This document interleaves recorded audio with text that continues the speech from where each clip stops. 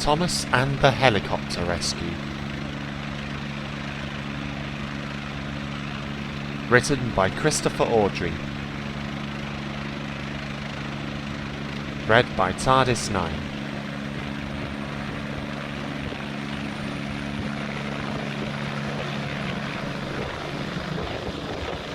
Based on the book published by Random House.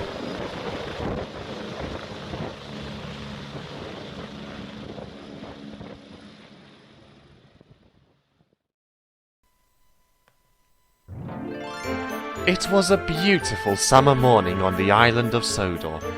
The sun was shining and the sky was blue without a sign of clouds.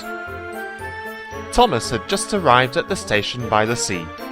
His passengers climbed out of Annie and Clarabelle and made their way to the beach. The children ran on ahead. Some took off their shoes and got ready to splash in the sea. One of the passengers remained behind. He walked along the platform to thank Thomas for a pleasant ride. "Our pleasure," said the driver. "Enjoy your day." "Thank you," said the man. "I've brought a new boat and I'm taking a trip out in the bay today. I might try to catch some fish too. Goodbye, Thomas." Thomas wanted to stay and watch the boats at sea and the children making sandcastles, but they had to return and collect some more passengers instead. The guard blew his whistle and waved his green flag, and Thomas chugged sadly back along the line. Later in the morning, the weather changed. Black clouds filled the sky, and the wind blew fiercely. Thomas struggled back to the station by the sea. When at last Thomas pulled up to the platform, the rain was pouring down, and people were running from the beach to find shelter from the storm. They were carrying beach towels and picnic bags, pails and shovels.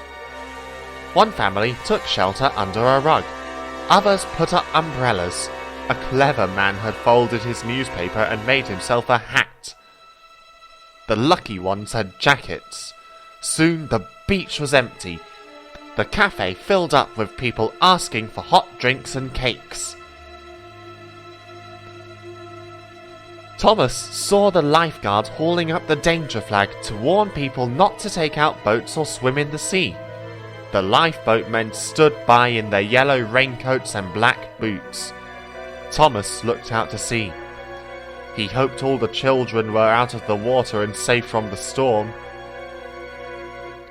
Just then, Thomas noticed a little boat bobbing in the bay. Suddenly, a huge wave hit it and the boat capsized. At once, Thomas blew his whistle loudly. His driver looked out of the cab and people crowded around to see what was wrong. Someone went to call the lifeguard to tell him that the boat was in trouble. Thomas was worried that the lifeboat wouldn't be able to reach the little rowboat in such a rough sea. Then the message came that the station's telephone was out of order. Thomas's driver knew what to do. He told the fireman to put plenty of coal on Thomas's fire while he got permission to take Thomas to the station by the airfield where Harold the helicopter worked. Then Thomas hurried to the station by the airfield and his driver explained that a boat was in trouble out at sea. Soon the pilot came and quickly took Harold up. The wind was still blowing fiercely, but he was able to fly over the sea. Thomas arrived back just in time to see the rescue in operation. The helicopter crew lowered a harness which was attached to the fisherman, and slowly he was hauled up to the helicopter. Harold then buzzed away to the beach. The lifeboat, which had been standing by, went back into the hut. On shore, an ambulance was waiting to take the man to a hospital. The ambulance driver put a blanket around the man and drove him away. At the hospital, a nurse checked that he was all right. Fortunately, he was just cold and frightened.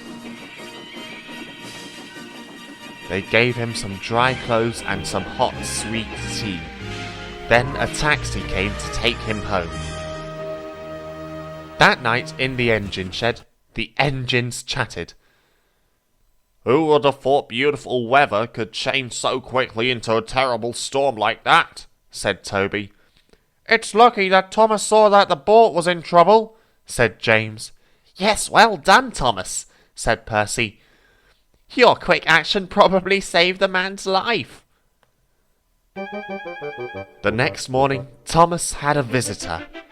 It was the rescued man who had thanked him for his ride. I've come to thank you again, Thomas, he said. The sea was too rough to swim in yesterday. You and your driver were very clever to raise the alarm. Thomas whistled with pleasure. The fat controller was pleased too. I've said it before and I'll say it again, he said. You, Thomas, are a really useful engine. Oh, thank you, sirs, said Thomas happily. Please excuse me for the last couple of sentences. Only the last page is currently missing from this adaptation of the book on archive.org.